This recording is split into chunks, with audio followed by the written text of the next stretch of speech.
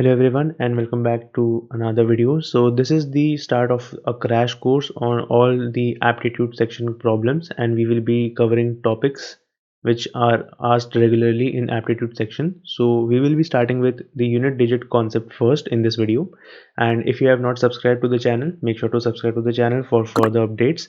And also I would like to request you to join our Telegram channel, and for that all the links are available in the description. For the Telegram channel, once you subscribe to the channel, you receive all the latest updates for our videos. So make sure that you have that on your list as well. So let's start this video. Now, what is the unit digit? The unit digit is nothing but the least significant part of your number. So in this case, 4 is the unit digit. And why do we need to learn the concept or to understand the concept of unit digit is because in exams, like in competitive exams or in aptitude exams, there are certain amount of questions asked based on the concept of unit digit, and they are not just any kind of normal questions. There are questions in which they will be asking you to solve some question with a power of a particular number. And since in such kind of problems and in such kind of exams you don't have so much time to sit and calculate it, and obviously you don't have a calculator, so you need to know how to do that calculation fast and in a better manner. So let's look at what the concept is, and let's start with the first slide of this presentation. So what we want to do is find the unit digit of numbers which are having the digit as 0, 1, 5 or 6. Now they can be 2-digit numbers, they can be 3-digit numbers, they can be 4-digit numbers, they can be more than 4-digit numbers as well. The only thing which we require is that the unit digit of those numbers is either 0, 1, 5 or 6, and that number can have any kind of power. So it can be 200, 500, 1000, be it any kind of power. What we want to find is the unit digit of the resultant. So in this case, for 0, 1, 5 and 6, always remember that when a number having 0, 1, 5 or 6 as a unit digit is raised to some power, then the number obtained will have the same number, that is 0, 1, 5 or 6 respectively, as its unit digit, no matter what power it is raised to. So let's look at an example. So if we just take the basics, for example 0 and 1, everybody knows that anything raised to the power 0 is always 0, and 1 raised to the power anything is always 1. So it is very much self-explanatory, so that doesn't need a brief explanation as well. Now let's look at some other examples. For in case we talk about the number 5, and as you can see that since 5 square is 25 and 5 cube is 125, so here in this case the numbers having the unit digits are 5 itself. So be it 25, be it 125, the unit digit is always 5. In a similar manner, if you look at the number 6, you can see that the square of the number 6 is 36 and the cube is 216. And in this manner, if you continue providing any kind of power to the number 6, the unit digit will always contain 6. So in this case, the underlined value is the unit digit for every resultant which we calculated. And in this manner, you know that you have to find the unit digit because the problems will be related like that as well. And we will be looking at the examples in a few minutes. So stick around and look at the concepts and try to grasp them as well. So in this case, we have discussed about the unit digits for numbers which end with 0, 1, 5 and 6. Now let's look at an example. So the questions are somewhat like this. So you have these big numbers and obviously you cannot calculate them at the time in the aptitude exams. So in this case, what we want to do is find the unit digit of the number which is provided here. And this is not even a number, this is actually a kind of a calculation. So it asks for a number 126 to the power 125 plus 141 to the power 150 and so on, and you have to find the unit digit. So since these numbers will be evaluated to a very large value, so you don't want to calculate them physically. And how do you do that? Let's look at the options which we have here. So these are the options which are provided to us: 2, 1, 6 and 5, and we want to calculate the resultant which will have a unit digit from one of these options. So how do you do that? So let's look at the concept which we saw and apply it here. As we know that any number ending with 0, 1, 5 and 6 raised to the power any kind of number, provided they have to be positive, always results in the same number. So in this case, if you can see that the number is 126 to the power 125, you are not even concerned with the resultant value. You only have to see the unit digit. So here 6 is the unit digit of 126, and 6 raised to the power 125 or 6 raised to the power anything will result in 6. So your answer for 126 to the power 125 will be 6. For 141 to the power 150, the answer would be 1, because we are talking about the numbers 0, 1, 5 and 6, and any power to these numbers always results in the same number. Then again we have 125 to the power 126, and since it's 5, we know that the resultant value will also contain the unit digit as 5. So the answer for the third portion will be 5, and for the last it will be 0. And so this is the explanation which I just gave, and as you can see that the answer will be 6 plus 1 plus 5 plus 0, which will give us 12. So in this case the answer will be 2, because the resultant is 12 and the answer will contain 2 as its unit digit. Since the concept is all about unit digit, you don't have to bother about the further calculations, because if that was the case, then you would have to consider the powers or the carry forwards which would have happened if that was the case for tens digit or hundredth digit. Let's look at some other examples. So these were the examples for the numbers 0, 1, 5 and 6. Now let's look at the numbers ending with digit 4 or 9. So the concept here is that for let's just talk about the number 4, finding the unit digit of the number 4. If the power is odd, then the unit digit is 4, and if the power is even, then the unit digit is 6. Now this is really self-explanatory if you look at this example here. If we see that we have 4 square which is equal to 16 and 4 cube which is equal to 64. Now if in this manner you continue finding the power starting from power 1, power 2, power 3, then you will find that the numbers only end with 6 or 4. So the best and the easiest way to remember this is to just think that if the power is odd, then the unit digit will be 4. If the power is even, then the unit digit will be 6. Similarly, the same goes for finding the unit digit of 9. Here, if the power is odd, then the unit digit will be 9, and if the power is even, then the unit digit will be 1. Again, for an example, you can look at this example here. So I have 9 square which is equal to 81, and then we have 9 cube which is equal to 729. So you can see that the number 9 square or the resultant which is 81 ends with the number 1, and since the power was 2 which is an even number, the resultant has 1 as its unit digit. And in the case of 9 cube, the power is odd which is 3, and the resultant which is 729 has its unit digit as 9. So in a nutshell, you can remember this as follows.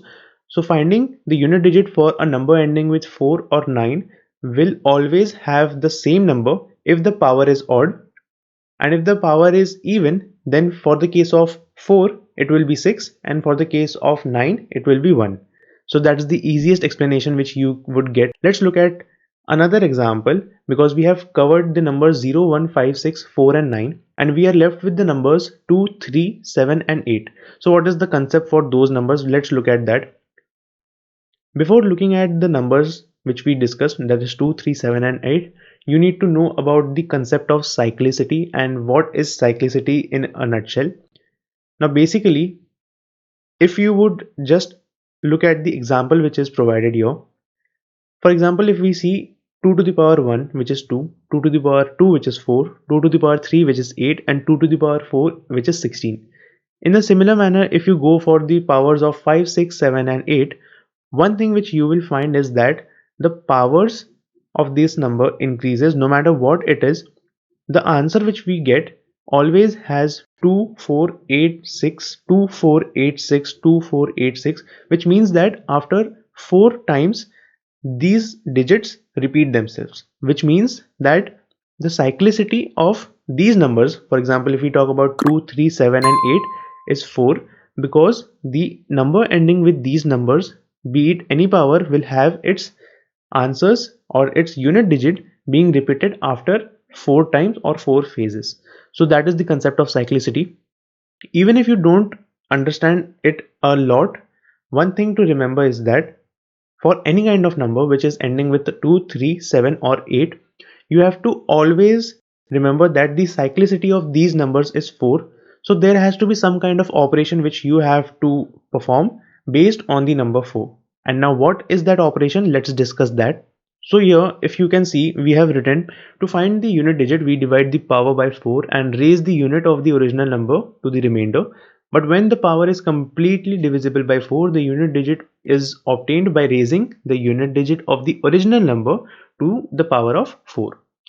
So let's look at an example. For all these numbers, the procedure will be same, that is for numbers ending with 2, 3, 7 and 8 and having some kind of power. So let's look at the example for the number 2. Now here we have two examples, 2 to the power 162 and 2 to the power 164, and the reason I have chosen these two numbers to explain you the concept is because the number 162 is not completely divisible by the number 4 and the number 164 is completely divisible by the number 4. So for case of 2 to the power 162, as 162 is divisible by 4 which gives us a remainder 2, so our answer will have the power as the remainder of our division. So in this case 2 to the power 162 will be equivalent to 2 to the power 2 for the unit digit of the resultant, which means that for 2 to the power 2 which gives an answer 4 and for the resultant of 2 to the power 162 the answer at the unit digit will always be 4, so they will be same. So that is the concept for a number which has a power that is not divisible by 4 completely, provided the number is ending with either of the digits 2, 3, 7 or 8. Now let's look at 2 to the power 164. Now 164 is completely divisible by 4, right? So 4 4s are 16 and 4 1s are 4, which means it leaves no remainder. And in that case, what you have to do is, since the remainder is 0 and anything raised to the power 0 will always be 1. So in that case, for any number whose unit digit is 2, 3, 7 or 8, you will raise it to the power of 4 because the power which it initially has is completely divisible by 4. So in that case, you will raise the power to 4. So for the number 2 to the power 164, the answer which has a unit digit will be same to the resultant of 2 to the power 4, which will be 16, and so the unit digit will be 6 in that case. Now let's look at an example. So we have to find the unit digit of this particular calculation here, and for doing that we will be using the concept which we learned just now. I know it is a little bit a tedious concept, but once you get it, it will be really easy to solve these kind of questions. And these are the options which are available to us: 6, 0, 4, 7. Now I would like you to take a pause and try to solve this question on your own. Alright, so let's look at the explanation of this example. I hope you tried this on your own, but let's look at the example and find what the answer will be. So taking the number 162 to the power 162, now we are going to evaluate the value 162, which is the power of 162, because the number 162 is ending with 2. So we have 162 divided by 4, which leaves the remainder 2. So we will be replacing the value of 162 to the power 162 to 2 to the power 2, because the remainder is 2, and so the unit digit will be 4. So the unit digit in 162 to the power 162 will be 4. Similarly, for the number 197 to the power 150, the answer will be 49. And how is that resultant arriving? Because 150 divided by 4 gives us a remainder 2. So the answer will be similar to 7 to the power 2, which is equal to 49. So the unit digit in that case will be just 9. Now let's look at the number 543 to the power 540. Again, 540 divided by 4 gives us a remainder 0, because 4 completely divides the number 540. So the remainder in this case is 0. Thus, the resultant value which we have will have the power as 4, or we can simply calculate it by using the unit digit, that is 3 in this case. So we can write 3 to the power 4, which will give us a resultant as 81. So the unit digit in this case will be 1. And similarly, the last number, which is 698 to the power 638, it will have a remainder 2, which on dividing by 4 gives us the remainder 2, and we can simply use this remainder to evaluate 8 to the power 4, which will be 64. So the unit digit in that case will be 4. Now, one interesting thing which you might note here is that we are using these unit digits only to calculate our final result, and as you can see that all the unit digits which we have calculated in this case are used in the final expression. So before performing any kind of selection for an option, you have to evaluate your answers properly, and that is the one and only mistake which students commit in this case is that they evaluate it way too fast, due to which there can be errors in their calculation. So for every value you calculate, you have to put it in this expression, solve this expression, and the resultant which you have, the unit digit of that resultant is your final answer. So that is the only thing which you need to take care of. So I hope you enjoyed this first lecture on our crash course, and if you did, make sure to subscribe to the channel. And also, I would like you to request to join our Telegram channels for all the future updates on our videos and all the latest videos which we put on our channel, along with which you also get different kind of quizzes which you can solve over the channel and also prepare for your final examinations. So thank you for watching this video once again. That is all from my side, and as always, keep learning.